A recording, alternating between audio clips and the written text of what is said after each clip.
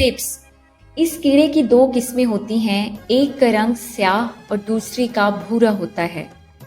ये पत्तों का रस चूसते हैं और पत्ते की निचली सतह सफ़ेद चमकदार हो जाती है। पत्ते चुरमुर होकर सूखने लगते हैं और किनारे ऊपर की तरफ मुड़ने लगते हैं। शदीद हमले की सूरत में पत्ते खुश्क होकर गिरने लगते हैं। इसका हमला फसल के उगाव के साथ ही शुरू हो जाता है, जो कि सितंबर-अक्टूबर तक रहता है। इसका हमला ज़्यादातर गर्म और खुश्क मौसम में होता है। इसके इंसदाद के लिए फसल के शुरू में छोटे पौधों पर हमले की सूरत में पानी लगाएं या पानी का स्प्रे करें।